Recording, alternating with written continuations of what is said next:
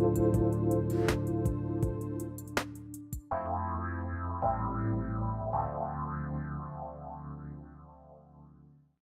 to the Dr. Pat Show.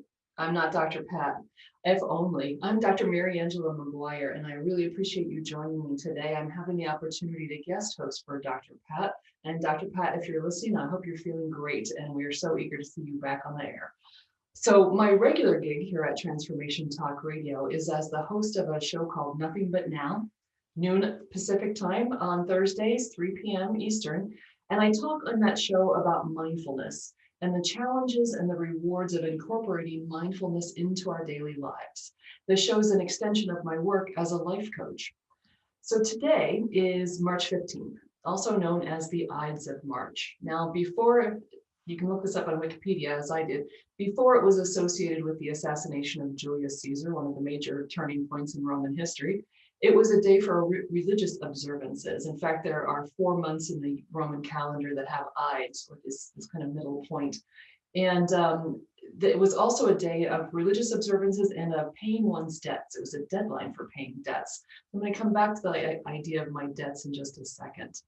You know, this year, the Ides of March fall after the day where we turn our clocks forward. And that's the first time in my memory that that day of turning the clocks forward has coincided with my birthday, right? My birthday was yesterday, and it was a big one. I am now fully launched into my 7th decade on the planet. Wow. And it's also the time of year this year where we are noticing the anniversary of the pandemic, the anniversary of Breonna Taylor's death, the anniversary of Ahmaud Arbery's death. That's a lot. That's a lot in a year that's happened, and a lot of kind of moments in these last 24 hours for me personally, but for the larger culture as well, of change. And if you're lucky enough to live in the Pacific Northwest as I am, you're seeing spring, signs of spring all around. So it's not all sadness, but it is a lot of transformation in a short period of time. And it's got me thinking about what has passed, what is yet to come, and all of that while maintaining my commitment to and my practice of mindfulness.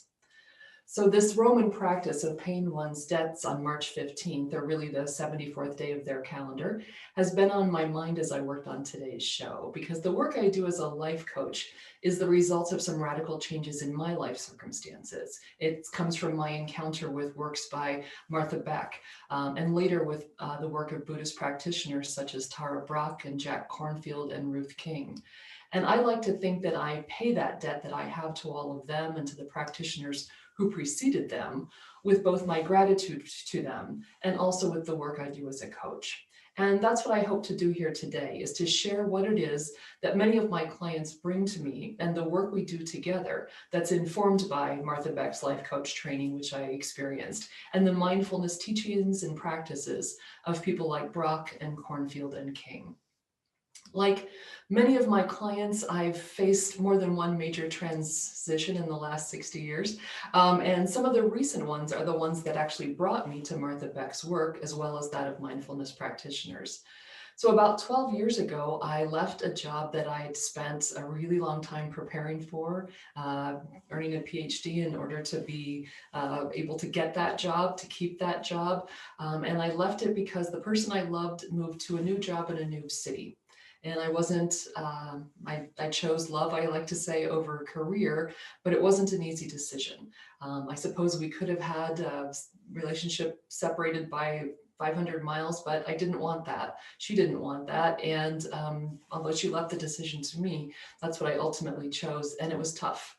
I had a lot of anxiety about it before and after. I felt pretty overwhelmed by that decision because it was in a way inconsistent with the life that I had prepared myself for. And in a way, I would say the family and cultural messages that I had grown up with about independence. Because once I left that job, my financial independence was reduced.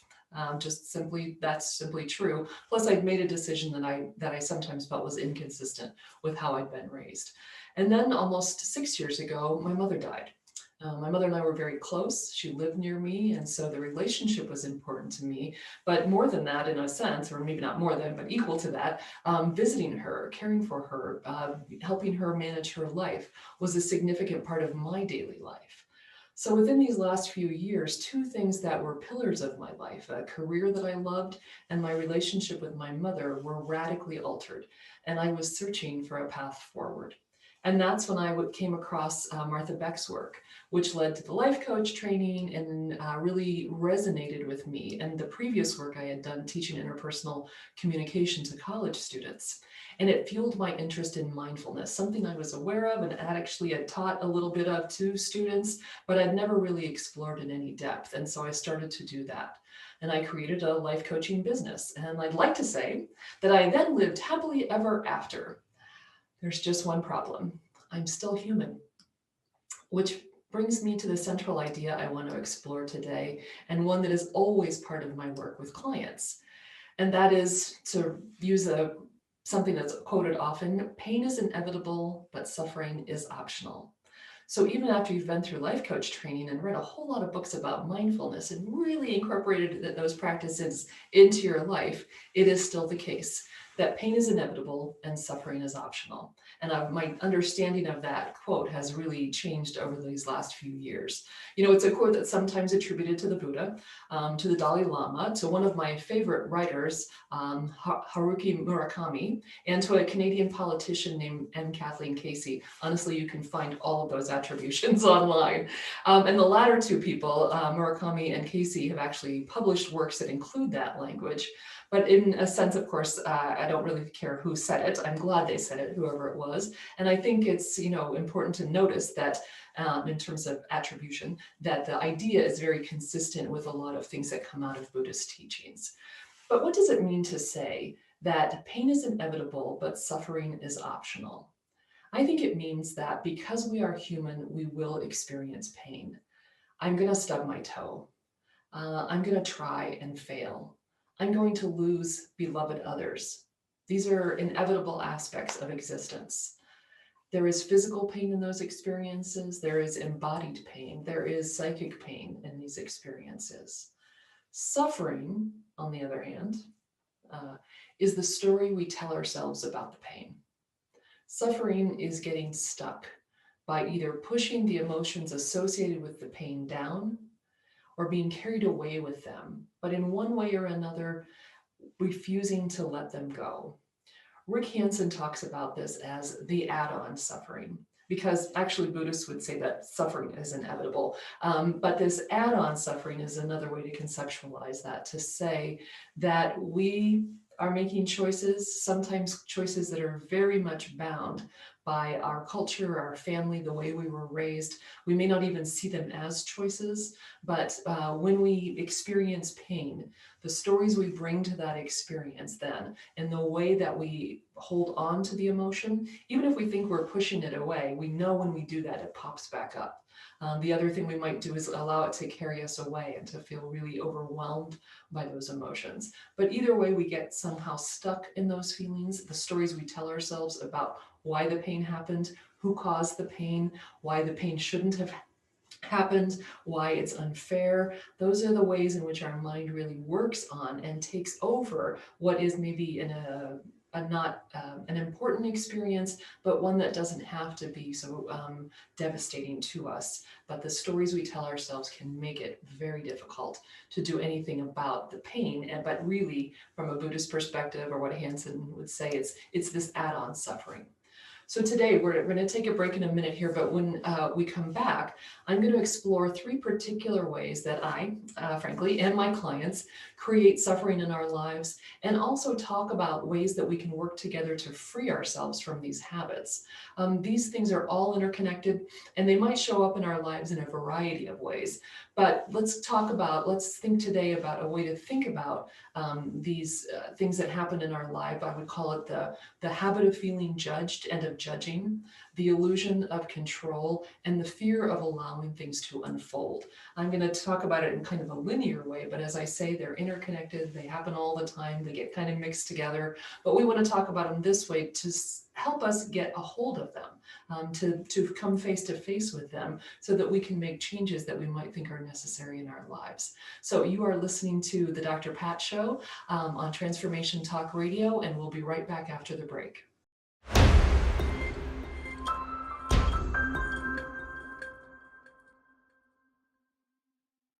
Hi, everyone. Welcome back to the Dr. Pat Show on Transformation Talk Radio. I'm Mariangela Maguire, filling in for Dr. Pat today.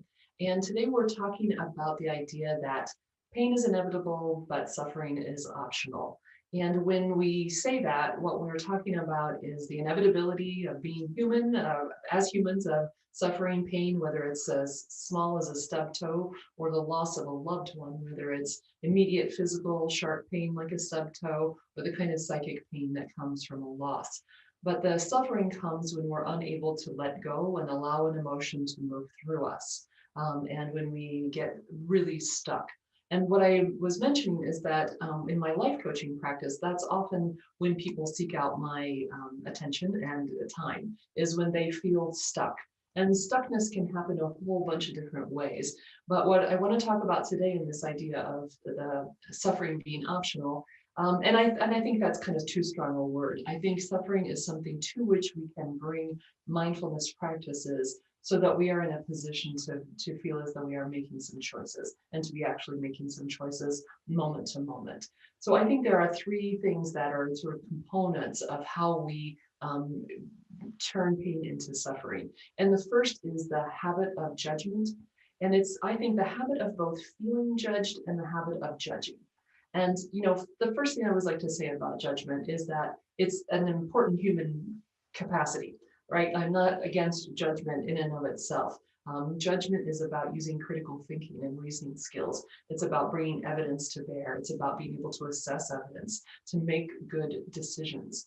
So judgment is essential, but judgment can get out of control. And I want you, as I'm talking today, I hope you're thinking a little bit about how some of these things play out in your own life. And what I notice with clients in our conversations is that when they talk about their desire, for instance, to make change in their life, what often comes up for them is the fear of judgment. I'm worried about what my parents are going to say. I'm concerned that my husband will feel like I'm letting him down. We spend a lot of time in our heads imagining what others think about us, how they'll react to us, what they'll say about us. If you try to bring to bear that idea of being a student of your own mind, of really noticing where your mind goes, when you start to do that, you start to realize how much of your psychic energy is spent imagining what's happening for other people as it relates to you. Right? Think of the people in your closest circle, and then the people in the circle beyond that, for instance, maybe neighbors or people you work with, and then the kind of wider community. How often do you imagine that you can predict what they're going to say? Or how often do you imagine that when something's happening in your life, that worry place goes to, what will other people think? What will other people say about this? How will they see me? And there's that feeling typically in that imagining of it's very negative, right? That they're going to judge me badly, that they're going to think ill of me, that they're going to, that I'm going to feel embarrassed and humiliated by their judgments. So, it's difficult to get a hold of this habit of judgment. First, because judgment's important. It's good to have that capacity, right? Reasoning, evidence, critical thinking, but also because we are so saturated in our culture with judgment. And that's really the second part of that challenge. We're just, think about things like parenting. I'm not a parent, and so I haven't had this experience, but I really come to this as an observer and as a person who has a lot of friends and relatives who are parents. And so maybe being a little bit outside of it has helped me see this. And sometimes I don't know how parents do it, because it's essentially an industry in our culture of people telling people what they're doing wrong as parents. There are television shows and books, right? There are podcasts and seminars you could go to and retreats and neighbors and family and people at work and strangers on the bus, right? All of us somehow feel that it's okay for us to pass judgment on the way other people are parenting. And so it's no wonder that it's incredibly difficult, sort of psychically draining for people to be parents right now because we're so saturated in judgment. But it didn't start in the modern age. This idea of being at work, being in a social circle, being a family, and that feeling not only that there is judgment, but the companion of judgment really, I think, is surveillance, feeling constantly watched and observed. And I think that too is increasingly pervasive in our society because, of course, we carry small computers, powerful computers in our pocket, and there is a way in which there's surveillance in our daily lives at a pretty high level compared to, say, previous eras. But I don't think the feeling of being judged and watched is new, right? I grew up in a large family. There was a lot of feeling of surveillance. Maybe you're an only child. Maybe that gives you a very high level of feeling of surveillance in your family because you're the only person who's sort of whose attention your parents have, right? There can be so many different ways in which our lives can be pervaded by feelings of judgment. And I think about it in my own family, and I kind of want to make this turn about it's about feeling judged, but it's also about judging. And that can be that really tricky place. I didn't realize this until I was a grown up, but my parents were divorced when I was very young. And my mother went through the rest of her life feeling judged. There were people in her life, friends and a lot of family, that she never saw anything that they did except through the lens of their judgment about her being divorced. It was just really a frame, veil through which she saw the rest of the world for a very long time. And I thought it was very painful to her. Of course, it caused suffering. It wasn't just the pain of the divorce, right? But the story she brought to that of others thinking ill of her because of it was then the cause of her suffering, I would say.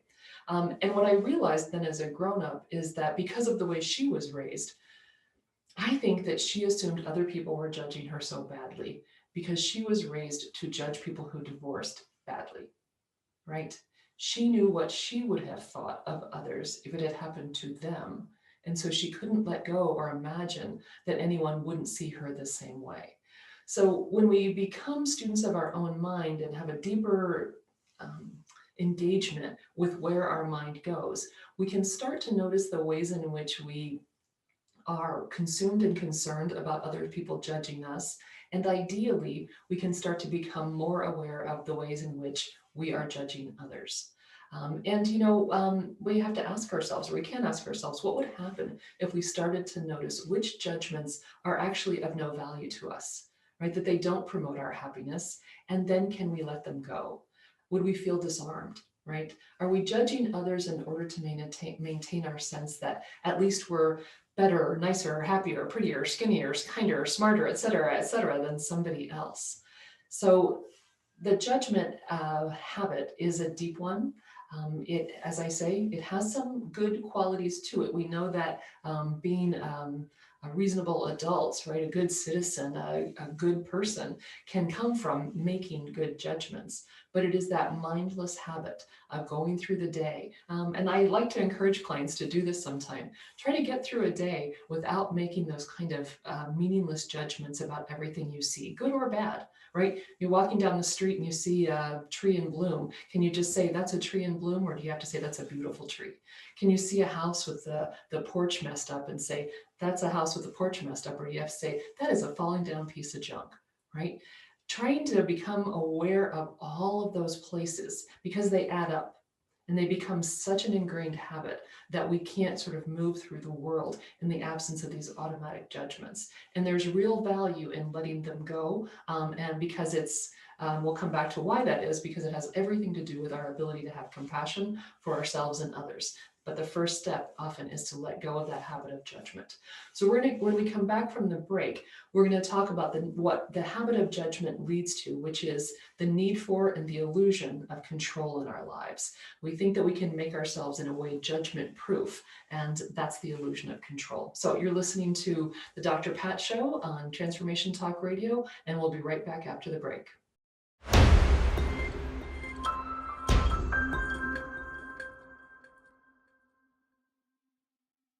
Hi, everyone. Welcome back to the Dr. Pat Show. I'm Mariangela Maguire filling in for Dr. Pat today. And today we're talking about pain versus suffering. Pain, they say, is inevitable, and that makes sense to me because I'm human and it's just going to happen. But the suffering is what Rick Hansen calls add-on suffering. It's the story we bring to our pain that allows it to fester and grow sometimes, and that makes us feel sometimes that we are trapped, because we are trapped in the stories we tell ourselves about the things in our lives that perhaps have caused pain for us. So one of the ways that we get trapped is in the habit of judgment. So the habit of judgment can be what we bring to pain that is then a story that helps us stay stuck. So when we are in that habit of judgment, it can be both that feeling of surveillance, that we feel that we're constantly being judged.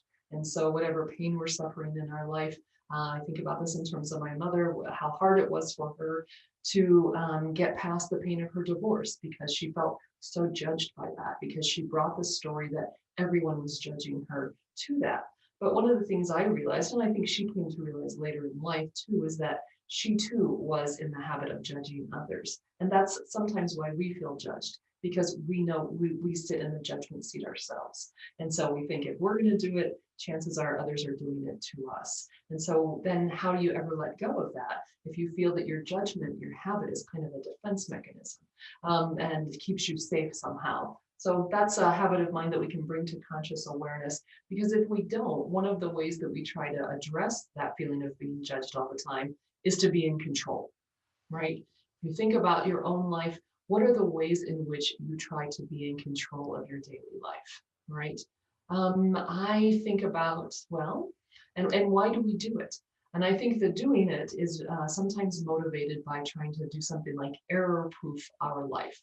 And why would we want to do that? Well, because we don't want to be judged. We want to be above reproach. We want to be above suspicion. And I think that phrasing of above, something like approach or suspicion, is in a sense above other people, above other people's judgments, right?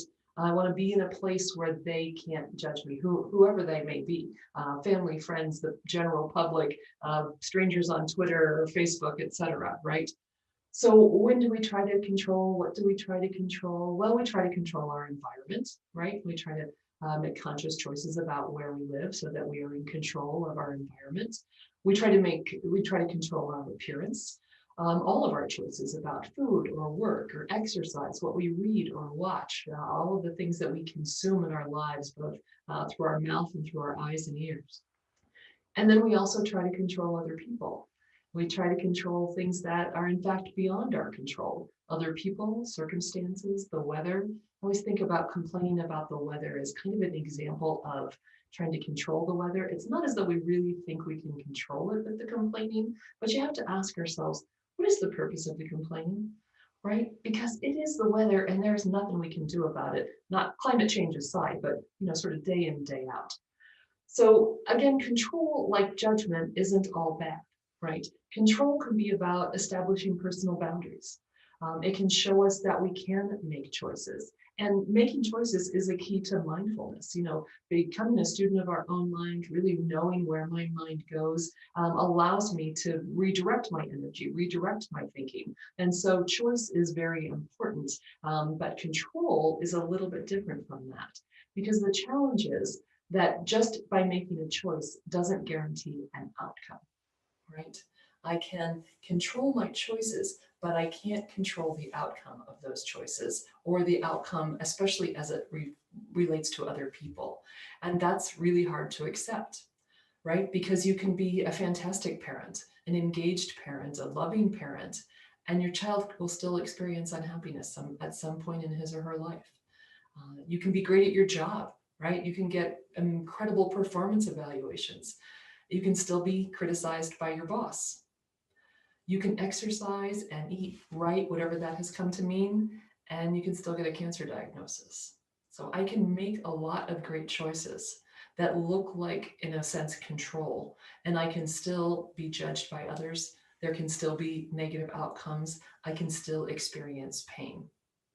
But if I think I can control everything, then what I bring to that inevitable pain is the story, which now becomes the suffering. why did this fail?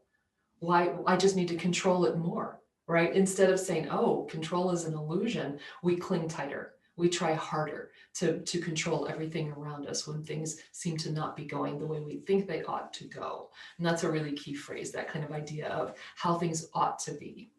So becoming aware of the illusion of control is very scary because it's the acceptance of the idea of impermanence. That even regardless of the choices I make, I can neither control the outcome in all circumstances, nor can I change the fact that everything is impermanent. Right. No matter how much I loved my mother and how much I took care of her, how much we repaired our relationship over the course of her life and my life, she still died. And that was inevitable from the beginning, right? Um, she thought she was a terrific wife. She worked really hard at it, being a wife and mother, and yet her children still experienced pain.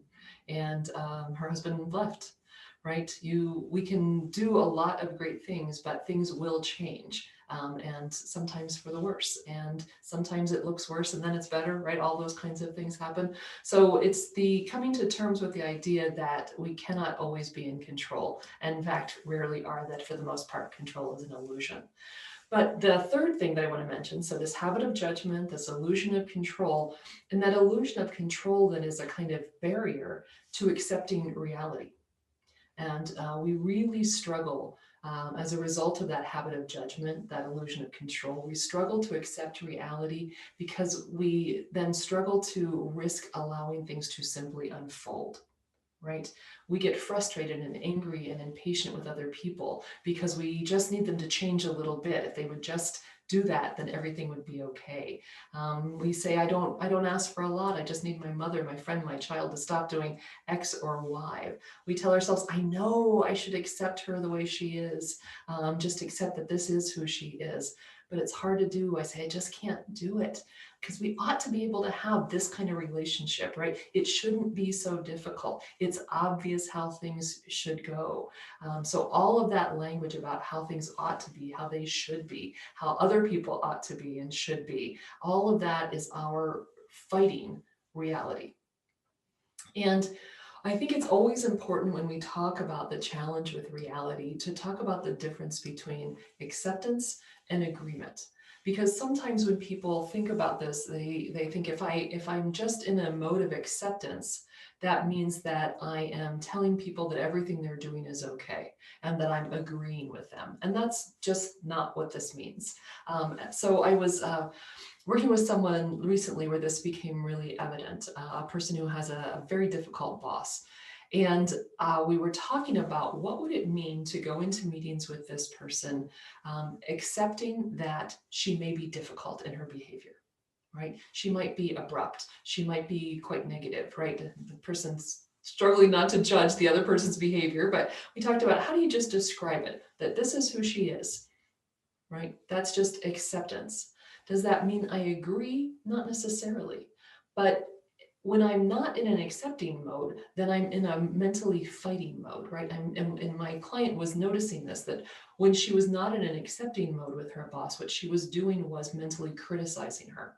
She was just saying all that stuff about how she shouldn't be this way. She ought to do things differently, right? So she was telling herself this very elaborate story about why her boss was wrong. She was also kind of putting on some armor to protect herself from what she considered to be her boss's kind of abrupt, sometimes rude behavior, but it hurt her feelings, right? So she's in this kind of really riled up place internally, worrying about the way her boss is going to act. And then she tried going into the meetings more of accepting, saying, this is who she is. And the challenge of that is to not put on the armor to say, okay, this is who she is, so I better be prepared, but to be more open. So I keep doing this with my hands, like opening up, being somewhat vulnerable, and also not being so convinced of who the boss is going to be and how she's going to be that you don't leave any room for her to change.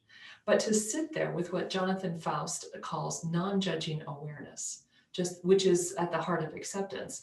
I don't have to judge the boss's behavior. I can just be aware of it. I can notice it. I can observe it. I can be the witness to it. And when I do that, and I'm more in that observational mode, then I'm not caught up in my stories about why the boss is wrong, lo and behold, I am calmer. And I'm actually better able to speak my truth, which is what my client noticed, be able to really say what she thought in the meeting without running all that kind of script in her head about how things were going to go. And also, and it really is true, it does change the energetic dynamic between people. When I don't sit there in a mode of judgment towards the other person, whether they may not know it on a conscious level, but they feel it. They notice the tension is not there in my body. My face hasn't turned red. Perhaps my eyes aren't squinting, right? I'm not in that judging place. I'm not trying to control the outcome, and I'm in a place of acceptance.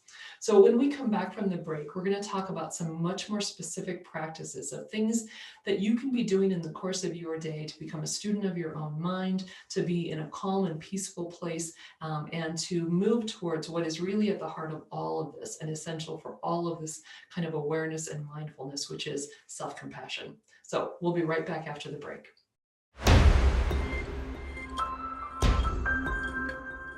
Hi, everyone. Welcome back to the Dr. Pat Show. I'm Dr. Mariangela Maguire, guest hosting today for Dr. Pat, and really appreciate you being here with me. We're talking today about the inevitability of pain, but the optional add-on, which is suffering, and what it is that happens to us when we experience pain, and then we bring our stories to that pain, and that results in suffering. So just by being human, we're inevitably going to experience various kinds of pain throughout the course of our life. As they say, it is inevitable. But when we want to ask ourselves, what happens next? Because there are, of course, feelings, physical feelings, emotions, psychic kind of damage that happens when we have a painful experience. But are we going to hold on to the pain? Let it carry us away, or try to stuff it down, which only kind of fuels it and allows it to fester? And what's happening when we're doing that? And what somebody like Rick Hansen would say in this add-on suffering is, we're bringing stories to the pain that then results in suffering. And we've been talking today about 3 different ways in which that really happens. And these 3 things are kind of a progression. So we tend to be judgers.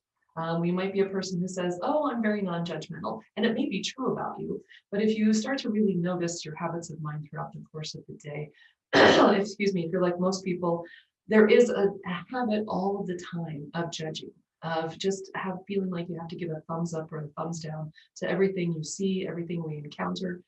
Fueled in some ways, of course, by now by social media, but really something that most of us are raised with, which is the habit of judgment. And the habit of noticing that you are being judged, such that you may then kind of develop this illusion of control. If I can control everything about myself and my environment and the people around me, then I can be above other people's judgment. And then that will make me somehow feel secure and safe. But the reality is that we can't control outcomes. We can make choices, but we can't control outcomes, such that really that was what makes control an illusion. And the idea that everything is changing, that impermanence too is a fact of life, kind of like pain. It's inevitable. And as a result, even if something it goes well, we make a choice, we like the outcome, it's still going to change and transform, right? Those beautiful flowers that I planted in a pot the other day, they made it through the really cold night, but by next fall, if they haven't died already, they're going to die. So that impermanence is part of it, and it is accepting that can be so difficult. And because we struggle to accept the fact that we can't control outcomes, we really are fighting reality. We are not in a place where we are accepting the idea that that reality is there in front of us, and that to bring a sense of acceptance to that is to take us out of that habit of judgment, out of that kind of grasping need for control, and to just take it at face value as what it is right in front of us, without having to bring all of those stories to bear on it. And when we can do that, we're in a more peaceful place. So what are some ways in which you can become a student of your own mind to get to that more peaceful place? The first one is really breathing exercises. And I think this is extremely helpful before you go into what might be a stressful situation. Excuse me, and I mean any kind of situation that you might experience as the slightest bit stressful. So it's maybe as soon as you wake up in the morning, right? Just getting out into your day. Maybe it's driving that causes stress. Maybe it's going to meetings. Maybe it's interacting with the neighbors. Maybe it's interacting with your children. It doesn't really matter. There are all kinds of breathing exercises you can find online. People like Lori Cameron or Dr. Andrew Weil have great videos online of breathing exercises. They take usually less than a minute, and it's a way to bring focus and calm and to really notice where your mind is going and bring yourself into a more peaceful place.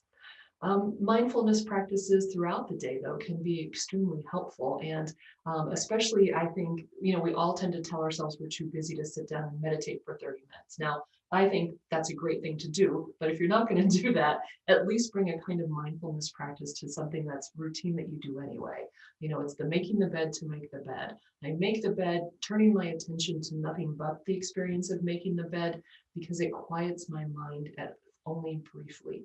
And in quieting my mind, it's, kind of an illusion. I'm trying to be quiet, but I know that my mind is going to wander. And that's where I can start to notice, oh, when does my mind wander to judgment? When does my mind wander to control? When is my mind wandering to ways in which I am fighting reality and struggling to accept things as they are? So that's the reason that those mindfulness practices can be so helpful. Another practice that I think I'd love for more people to do is what Ruth King and others, of course, call the metta meditation. And it's a meditation of compassion for others and for the self. So the metta meditation starts out with wishing peace, and you say essentially, may you know peace, may you be well. It starts usually with a breathing exercise to put yourself in a calm place. You may do this by walking, you may do it by sitting quietly, and I do it by sitting quietly usually, and I put my hands over my heart, and I say to myself, Mariangela, may you be well, may you know peace. And then I direct the meditation to my partner, right? So a beloved person in my life. And then the next, you kind of go out in the circle, maybe to the neighbors or people I work with, people I don't know very well. They're not necessarily close to. But that third round is of a metta meditation kind of takes me beyond that immediate beloved circle. And then to those with whom I struggle. And for me, that's usually people in my family. People in my family that we have difficult relationships, and I wish them peace and I wish that they be well. And then to all sentient beings, right? So I start with the self, the beloved other, the sort of others to whom I'm not closely connected, those with whom I may have difficulty, and then all sentient beings. And I may say something like, may you know peace, may you be well. But I would encourage you to look at Ruth King's work. She does a beautiful job of describing the metta meditation and the way in which it can really bring you peace, but it also is, very much an energetic practice of changing the direction of your energy towards yourself and towards others. And this is where I always have to quote Jack Kornfield, who says about compassion, compassion that does not include the self is incomplete.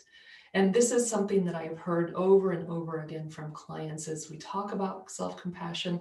What they often finally say to me is, look, I think as long as I'm nice to other people, it doesn't matter how I treat myself. But this is where everything comes full circle.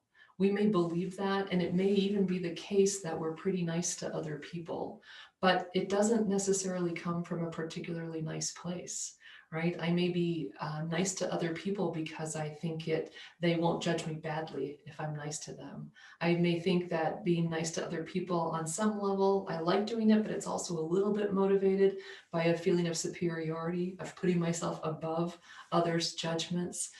It can be a tool and an implement of control, both for myself and the other. And when I ask people to think about themselves and to direct compassion towards themselves, almost everyone I talk to, most of my conversations are on the phone, but I swear to you, I can feel them squirming on the other end of the phone. The idea of directing compassion towards ourselves is so foreign to us. It makes us often so uncomfortable. But of course, it's that emotion, it's that feeling right there. It says, that's like a flashing red light.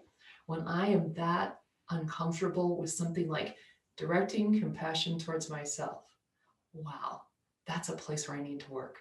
That's where I need to bring some real attention to myself. If I think about my example of my client who worried about her boss, Part of the story she was telling herself when she was judging her boss was also a self-judgment of, she was judging herself for judging her boss for one thing, right? She was in kind of a whirl, and bringing more compassion for herself into her own life and into her own thinking was really powerful in letting down her guard a little bit, being less judgmental towards her boss, but also less judgmental towards herself, so that she was more open to whoever this person was presenting herself to her right in front of her. And that's really important. I also think in this realm of kind of getting a hold of judgment, when we notice ourselves doing it, I think there are two questions that Byron Katie asks in her work. She wrote a terrific book called Loving What Is. And she says, when we notice those stories, you can ask yourself, what's the story I'm telling myself? And then second, who would I be without that thought or without that story? So everything in this situation is exactly the same, but I'm not telling myself that familiar story of judgment, of control, of fighting reality. What would that mean? What would my life be like if I could do that? So, when I talk about these things, I worry that it always sounds kind of simple, just do it. But if you'll remember what I said early on, I've read a lot of these books. Heck, I did life coach training. I have a PhD in communication studies, and I taught interpersonal communication for years. And yet, I have not lived happily ever after, although I live pretty happily now because I am less fueled by and frightened by the judgments and the habit of judgment that I had for so many years. I'm more aware that control is an illusion, and I'm a little better about not fighting reality. But there's a quote from a woman on Twitter named, her account is called I am Kira J, and I just love this because I think it's so important to remember when we are trying to make change in our lives. She wrote, "You all be beating yourself up about the mistakes you've made in the past as if you've been here twice or something. This is your first time living this life. Give yourself some grace as you've learned to navigate through it. You don't know what you don't know till you know better. You don't know what you don't know till you know better." Buddhism teaches that we all experience suffering. And part of that is, I think that, in this Kira J's point, we aren't blank slates, right? We have the values and expectations of family and culture imprinted on us long before most of us seek to wake ourselves up to the truth of reality.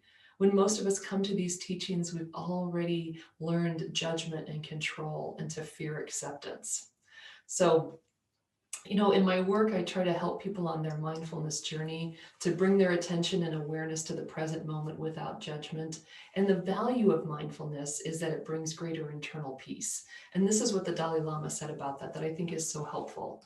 Peace in the world depends on peace within. And if we can have that, we can approach problems in a spirit of compassion, dialogue, and respect for the rights of others. And that's always a better solution than resorting to a use of force and weapons. External disarmament depends on inner disarmament. And in the course of our daily lives, those of us who don't actually use literal weapons, but judgment is a weapon. The desire to control is a weapon. The willingness to fight reality at every step is a weapon, and they're weapons that we use on others and that we turn on ourselves. So that disarmament, that inner peace is really essential to waking up and to being at peace with ourselves and with others. If you'd like to learn more about my work as a life coach and a communication coach, you can contact me through my website, which is maguirelifecoach.com, or you can email me at mariangelamaguire@gmail.com. The first conversation is always free, and we'll talk about what you'd like to achieve through coaching.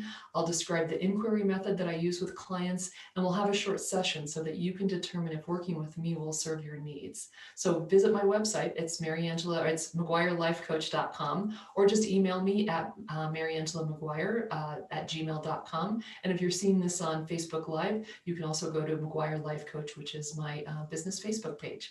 So I really appreciate you joining me today. I'm so grateful to Dr. Pat for giving me the opportunity to guest host for her. I wish her well. I know she'll be back soon, and that everyone's looking forward to that. And I hope you'll join me on Thursday at noon Pacific time and 3 o'clock Eastern time on my podcast, Nothing But Now. Until then, thanks and have a great day.